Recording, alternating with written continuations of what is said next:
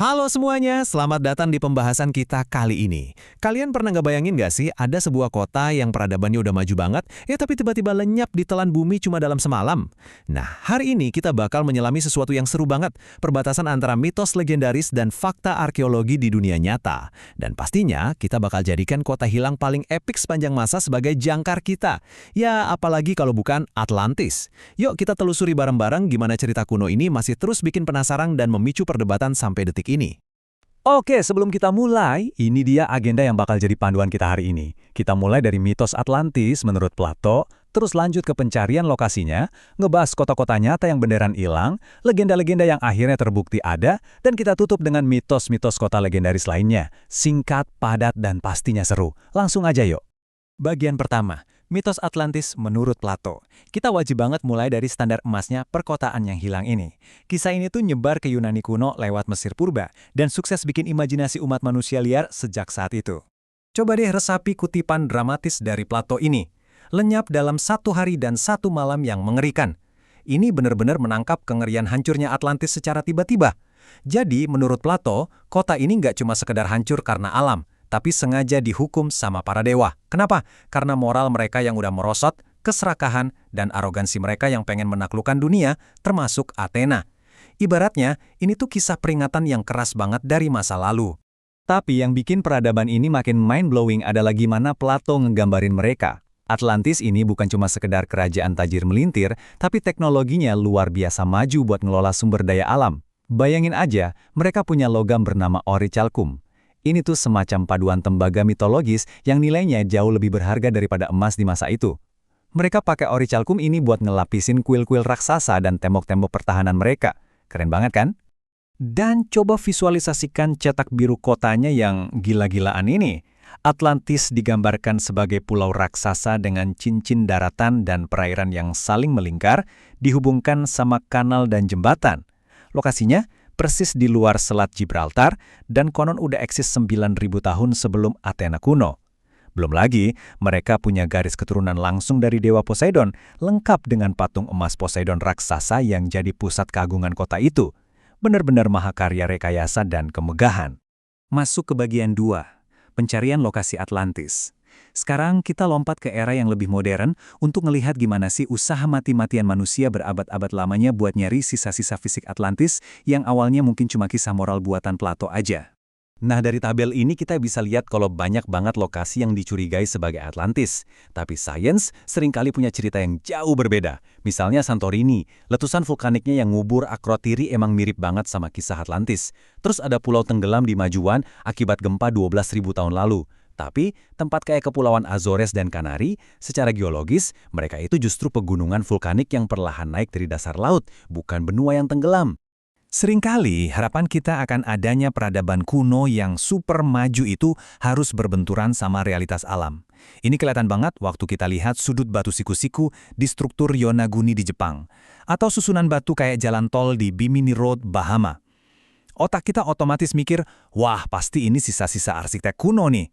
Sayangnya, geologi membuktikan lain. Bentuk-bentuk geometris yang rapi itu murni hasil tekanan tektonik dan proses pembentukan batu secara alami. Alam emang kadang suka ngecoh kita ya. Lanjut ke bagian 3, kota nyata yang hilang. Runtuhnya sebuah masyarakat yang super maju itu nggak selamanya cuma fabel loh. Mari kita geser fokus dari Atlantis ke kota-kota beneran di dunia nyata yang menemui akhir yang sangat tragis. Beda sama Atlantis, Pompei ninggalin bukti fisik yang luar biasa awet. Di tahun 79 Masehi, Gunung Vesuvius meletus dengan kekuatan yang mengerikan. Bayangin, jam 1 dini hari, gelombang piroklastik pertama yang super panas dan mematikan itu langsung menyapu habis Herculaneum. Dan pas matahari terbit, gelombang keempat mengubur seluruh Pompei di bawah tumpukan abu vulkanik. Ironisnya, abu tebal inilah yang justru mengawetkan kota dan penduduknya kayak kapsul waktu, sampai akhirnya insinyur Spanyol Alcubierre berhasil menemukannya kembali di tahun 1738. Tapi ingat, keruntuhan itu nggak melulu terjadi dalam satu malam layaknya Pompei. Coba kita lihat peradaban Maya dengan kota-kota megahnya kayak Tikal dan Chichen Itza. Mereka runtuh lewat proses yang super lambat dan menyiksa. Mulai abad ke-9 Masehi, muncul kekacauan politik dan perang saudara. Terus diperparah sama kekeringan ekstrim dan pengundulan hutan yang merusak panen mereka. Akhirnya setelah bertahun-tahun bertahan, mereka terpaksa ninggalin kota-kota monumental itu begitu aja, ditelan rapatnya hutan rimba. Ngomong-ngomong soal hutan, angka 500 ini mewakili tahun 500 sebelum Masehi. Kenapa ini penting? Karena di era itulah kota-kota raksasa di lembah Upano Amazon mulai dibangun dan dihuni. Yang gila dari fakta ini adalah keberadaan peradaban masif ini baru aja ketahuan baru-baru ini. Rahasia ini berhasil dibongkar dari balik rimbunnya hutan Amazon berkat teknologi pemindaian lidar dari udara yang super canggih. Gila kan? Kita masih nemuin kota baru di zaman modern ini. Ini bawa kita ke bagian 4. Legenda yang terbukti nyata.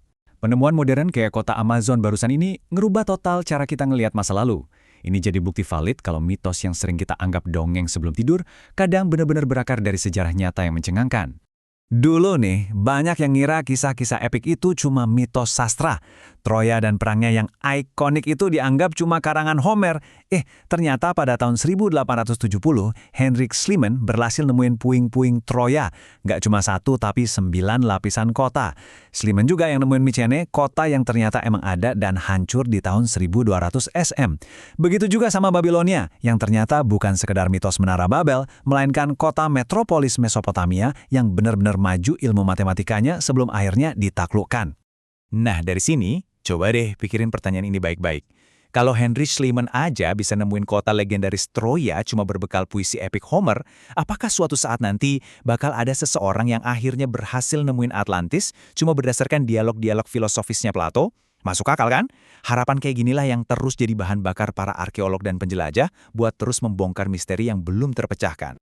Dan harapan abadi itu mengantarkan kita ke bagian kelima, sekaligus bagian terakhir kita, mitos kota legendaris lainnya. Mari kita eksplorasi cerita-cerita epik lain yang masih bikin para petualang penasaran sampai detik ini. Kalian pasti udah nggak asing sama nama-nama ini. El Dorado, kota emas yang ternyata inspirasi awalnya berasal dari ritual sungguhan kepala suku Muisca di Kolombia. Lalu ada Aztlán, pulau mitologis yang diyakini sebagai tempat lahirnya peradaban Aztec. Dan yang paling legendaris, pencarian kota Z yang hilang di Amazon yang bikin penjelajah terkenal Percy Fawcett hilang tanpa jejak di tahun 1925. Walaupun mereka mungkin nggak nemuin persis apa yang mereka cari di awal, ekspedisi-ekspedisi ini sukses ngebuka penemuan geografis baru yang nggak kalah penting buat sejarah umat manusia. Tapi ya, di tengah semua romantisme mitos itu, kita tetap harus kembali berpijak pada sains. Dulu, di abad ke-19, sempat populer banget tuh ide soal benua raksasa kayak Lemuria dan Mu yang katanya tiba-tiba tenggelam ke dasar laut. Well, sains modern udah ngebantah habis-habisan teori ini. Lewat pemahaman kita soal lempeng tektonik, kita jadi tahu kalau benua itu bergeser secara perlahan selama jutaan tahun, bukan tenggelam seketika kayak perahu bocor. Sebagai penutup penjelasan kita hari ini, saya pengen ninggalin kalian sama satu pemikiran. Garis pemisah antara sejarah nyata dan mitos legendaris itu ternyata sangat kabur. Dan justru disitulah letak keindahannya. Sains sudah ngebuktiin berkali-kali kalau kebenaran seringkali bersembunyi tepat di balik dongeng dan puisi masa lalu. Jadi, dari sekian banyak misteri kuno di luar sana, legenda mana nih yang menurut kalian bakal diungkapkan oleh bumi kita selanjutnya? Coba kasih tahu pendapat kalian, dan sampai jumpa di pembahasan seru kita berikutnya.